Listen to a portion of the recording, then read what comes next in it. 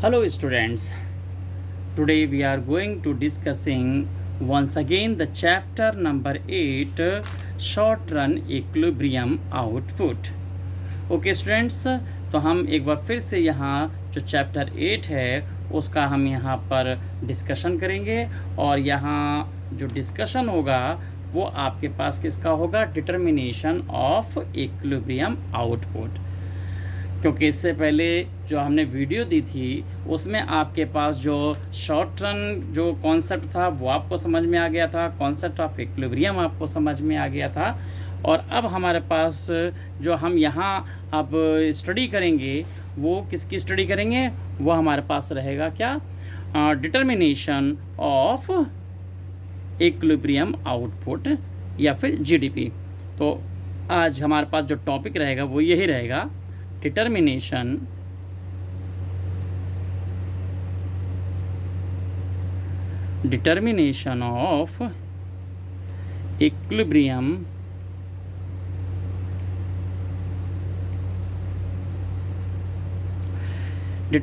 of equilibrium output।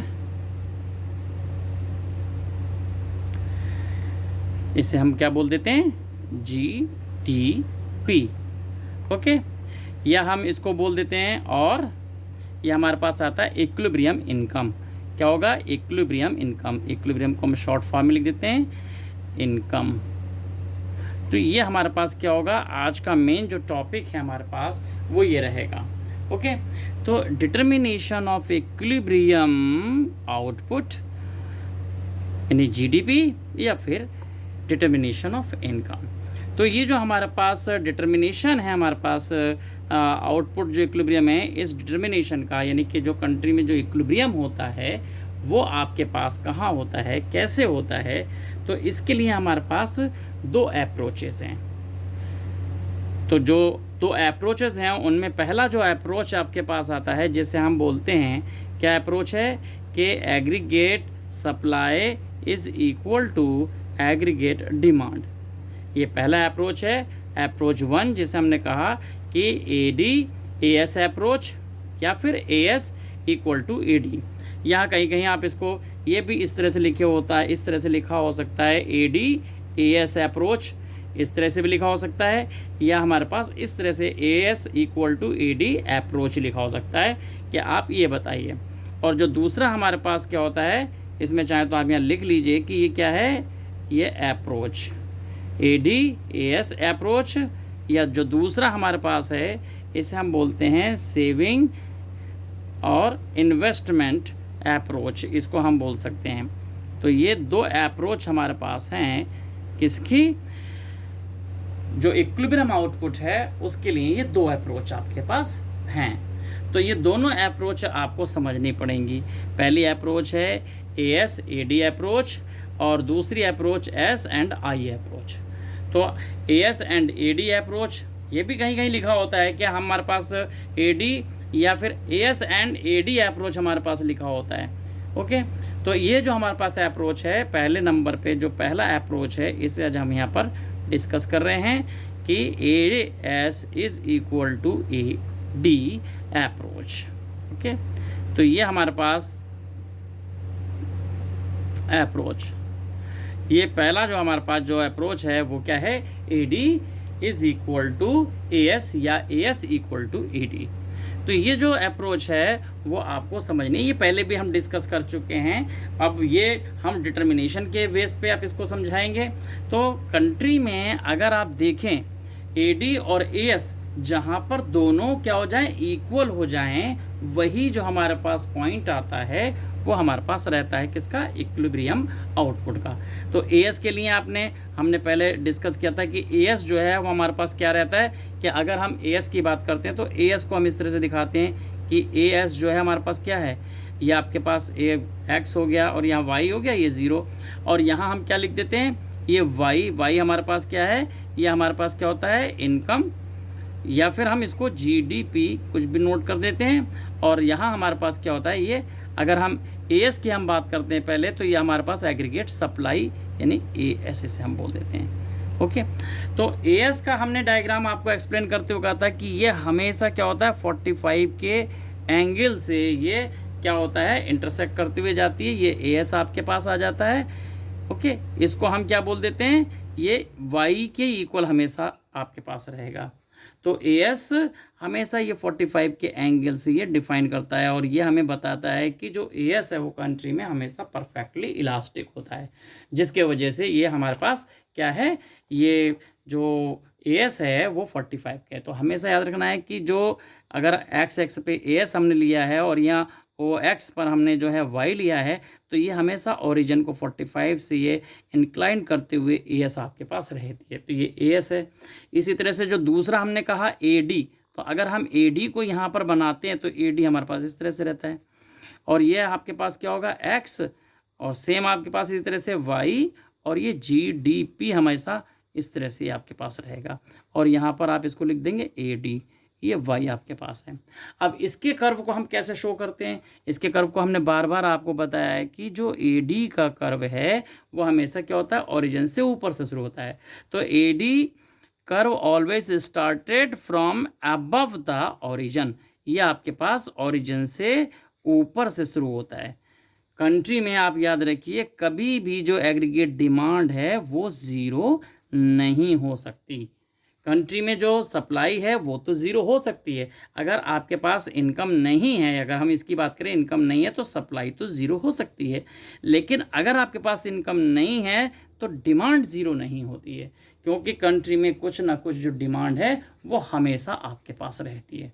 तो हमेशा आपको याद रखना है कि ये जो दोनों हमारे पास कर्व हैं, इन दोनों का जो इंटरसेक्शन पॉइंट होता है, जो क्रॉस पॉइंट होता है, वही पॉइंट हमारे पास क्या होता है, इक्विलिब्रियम का होता है। उसी को हम बोल देते हैं कि ये हमारे पास इक्विलिब्रियम है, जहाँ पर एग्रीगेट डिमांड और एग्रीगेट सप्लाई जो वो दोनों जो है हमारे पास क्या करती हैं, इंटरसेक्ट करते हैं। तो इसे समझने के लिए आपको यहाँ पर समझना भी पड़ता है। तो ये देखिए, इसमें हमारे पास जब ए एस, ये हमने ए एस अलग किया है, ये ए डी अलग किया, वही समझाने के लिए क्या है, लेकिन जब हम डिटर्मिनेशन दिखाते हैं तो डिटर्मिनेशन के लिए आपको याद रखना है कि किस तरह से आपको यहाँ दिखाना हुआ है। तो ये देखिए, आप एक्स एक्सेस और वाई एक्सेस पर हमारे पास ए डी और ए एस रहेगा, और ये जो एक्स एक्सेस है इस पर हम क्या करेंगे, ये इनकम यानी जीडीपी आपके पास रहेगा। ओरिजिन ये हमारे पास क्या है, ये वाई, इसे हम जीडीपी इंडिकेट कर देते हैं, और ये हमारे पास ए डी और ए एस ये हमारे पास रहता है। ओके, तो इस तरह से हमारे पास क्या होगा, यहाँ पर हमेशा आपको याद रखना है कि जो कंट्री में जो इक्विलिब्रियम है वो कहाँ है। तो कंट्री में जो इक्विलिब्रियम आपके पास रहता है वो देखिए, इन्हीं दोनों डायग्राम्स को, जो हमारे पास ये डायग्राम है, इन्हीं डायग्राम को हम यहाँ पर लेंगे और किस तरह से आपके पास रहेंगे ये आप ज़रा देख लें। कि पहले हमने यहाँ पर क्या दिखाया, ये जो 45 का एंगल है, इस 45 के एंगल से आपने ये ए एस दिखा दिया। ओके, ये हमारे पास ए एस, या इसको आप क्या बोलते हैं, वाई बोल देते हैं। और ये जो दूसरा हमारे पास जो है, ये हमारे पास रहता है एग्रीगेट, क्या है, ये एग्रीगेट डिमांड है आपके पास, ई डी। अब आप देखिए, ये जो पॉइंट हमारे पास आता है इंटरसेक्शन पॉइंट, ये वो पॉइंट है कि जहाँ पर एग्रीगेट डिमांड और aggregate supply both are the equal. अगर हम यहाँ देखें, अगर हम यहाँ पर इसको ड्रॉ कर दें यहाँ से परपेंडिकुलर, और यहाँ इसको ज्वाइन कर दें, तो ये हमारे पास जो पॉइंट आएंगे, इन दोनों पॉइंट को हम क्या कहेंगे, ये पॉइंट जो है हमारे पास किसका रहेगा, इक्विलिब्रियम का पॉइंट होता है, इसे हम ई बोल देते हैं। अगर ये कंट्री में आपके पास इक्विलिब्रियम लेवल हमारे पास ये 40 है, तो ये भी हमारे पास ये 40 होगा। ओके, ये हम पहले भी समझा चुके हैं आपको। तो यहाँ पर आप ये बता देंगे कि E is the point where the aggregate supply and aggregate demand both are the intersect, which shows the A D and A S both are the equal. दोनों ही आपके पास क्या 40-40 हैं। तो ये जो कंडीशंस हमारे पास आती है वो हमेशा क्या आती है, इक्विलिब्रियम की कंडीशन आती है। तो इस पॉइंट पर हम बोल देते हैं कि ये हमारे पास रहेगी। ओके, तो यहाँ हमारे पास अगर इसी चीज़ को आप, अगर ये जो हमने ये दिखाया है, अगर आप इसको एक शेड्यूल से दिखाएं तो शेड्यूल से भी आप इसको इजीली डिफाइन कर सकते हैं तो ये जो शेड्यूल है वो आपको अच्छी तरह से समझ में आ जाएगा। तो देखिए ये हमारे पास क्या है, हमने यहाँ पर वाई की बात की, ये जो वाई हमारे पास है यानी कि ये वाई कंट्री में आपके पास वाई का हमने पोर्शन क्या बताया कि वाई जो है वो 0 हो सकती है आपके पास, ये देखिए वाई। और जो कंट्री में हमारे पास क्या है एग्रीगेट, अभी हमारे पास क्या है ये, इसको हमने कहा वाई, वाई यानी ए एस हमने एक यहाँ पर इसको शो किया हुआ है। अब कंट्री में ये जो हमारे पास वाई है, इसी से हमें क्या डिटरमाइन होगा कि इक्विलिब्रियम कहाँ आएगा और कैसे आएगा। एक बार आप रिकॉल करें अपने दिमाग को कि when we define the behaviour of the aggregate demand, तो उस समय आपने ये जो टेबल था इसे आपने समझा था। एक बार हम इसको फिर से यहाँ समझ लेते हैं कि ये जो हमारे पास कर्व था वो जो कर्व है किसके बेस पर बनाया, जो जो हमारे पास टैबुलेशन के थ्रू अगर हम यहाँ दिखाएं कि जो डिटर्मिनेशन है आउटपुट का, वो इक्विलिब्रियम आउटपुट का डिटर्मिनेशन है वो कहाँ होगा, तो एक बार वो फिर से आप समझ सकते हैं। तो अगर कंट्री में जो हमारे पास इनकम है अगर वो 0 है, और कंट्री में जो एग्रीगेट डिमांड हमेशा क्या होता है, कंजम्पशन और किसका, जो हमारे पास इन्वेस्टमेंट है, इन दोनों का समेशन होता है। तो अगर हम यहाँ पर देखें तो ये हमारे पास क्या हो जाएगा, अगर हम इस कंडीशन को देखें तो ये आपके पास यहाँ एडी आएगा। तो ये एडी जो है वो किसका, ये जो हमारे पास सी प्लस आई है इसका एडिशन होता है। डायग्राम में भी आप इसको दिखा सकते हैं। ये जब हमने सी और आई का जो जब एग्रीगेट डिमांड की बात की थी कि एग्रीगेट डिमांड जो है वो किसका समीशन होता है, वो हमने सी का, और यहाँ पर आपको ये जो इन्वेस्टमेंट था हमने इस तरह से इन्वेस्टमेंट की एक लाइन ड्रॉ की थी, फिर उसके पैरेलल हमारे पास ये ईडी था। तो वो चीज़ हम यहाँ से एक बार फिर दिखा देंगे तो वो सीधे सीधे आपके पास आ जाएगा कि एडी किस किस का समीशन है। तो यहाँ हमारे पास क्या है, हम टेबुलर यहाँ से देखना चाह रहे हैं कि ये जो पॉइंट है इक्विलिब्रियम का वो कहाँ आपके पास आ रहा है। तो कंट्री में हम यहाँ देख लेते हैं कि ये जो कंजम्पशन है वो है 30 और जो आपके पास इन्वेस्टमेंट है वो है 20। तो एग्रीगेट डिमांड कितनी हो रही है, वो हो रही है 50 के इक्वल।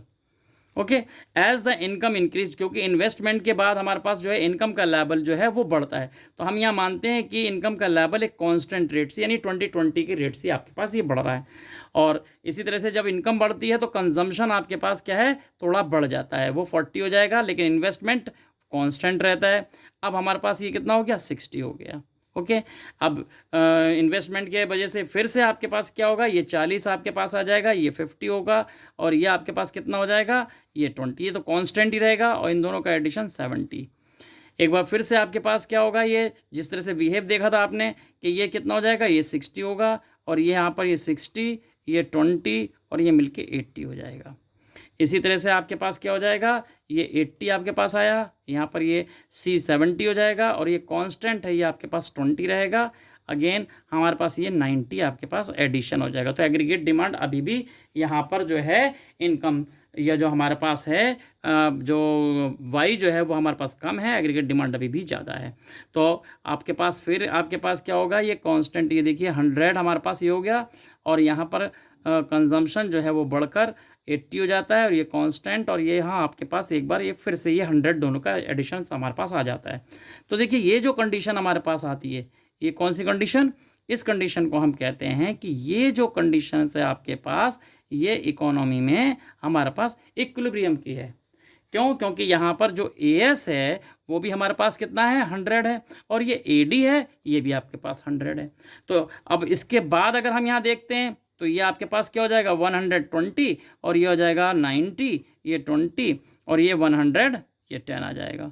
इसी तरह से अगर हमारे पास क्या हो जाएगा, एक बार और अगर आप चलाते हैं तो ये इस तरह से ये आपके पास बढ़ता चला जाता है। तो ये आपका 100 हो जाएगा, ये 20 हो जाएगा, और यहाँ आपके पास 100, ये आपके पास 20 हो जाएगा। तो इस तरह से अब हमारे पास जो कंडीशंस आ रही है अब आपको यहाँ समझ में आ रही होगी कि ये जो हमारे पास इक्विलिब्रियम की कंडीशन है वो केवल ये कंडीशन है कि एज द क्या होता है, लेवल ऑफ इनकम इंक्रीज, और ये इनकम कहाँ पर इंक्रीज कहाँ तक आ जाता है, ये आता है हमारे पास कहाँ तक, जहाँ पर एग्रीगेट डिमांड है, और ये इनकम जो हमें शो कर रहा है कंट्री का आउटपुट है। तो कंट्री का आउटपुट जो है वो कहाँ इक्वल है, जहाँ आपकी डिमांड जो है वो 100 है। तो 100 के इक्वल आपका जो वाई है या प्रोडक्शन क्या है वो आपका दोनों इक्वल है। तो ये जो कंडीशंस आ जाती है वो किसकी कंडीशंस आ जाती है, ये इक्विलिब्रियम की कंडीशन आपके पास आ जाती है। तो हम इस तरह से कह सकते हैं कि ई जो हमारे पास, जो ये ई है हमारे पास, ये ई इस पॉइंट को कहें या ये यहाँ पर इस कंडीशंस को कहें कि ये कंडीशन हमारे पास आ गई कि यहाँ पर दोनों जो है वो इक्वल होते हैं, तो ये कंडीशंस आपके पास हो जाएगी। और ये आपके पास कंडीशन रहेगी, कौन सी कंडीशंस है, the condition where the aggregate demand and aggregate supply both are the equal, that is why it is a equilibrium output. तो कंट्री का आउटपुट यहाँ आपके पास आ जाता है। ओके, तो अब बाकी जो दूसरा हमारे पास मेथड है वो हम आपको नेक्स्ट वीडियो में समझाएंगे। Okay, thank you.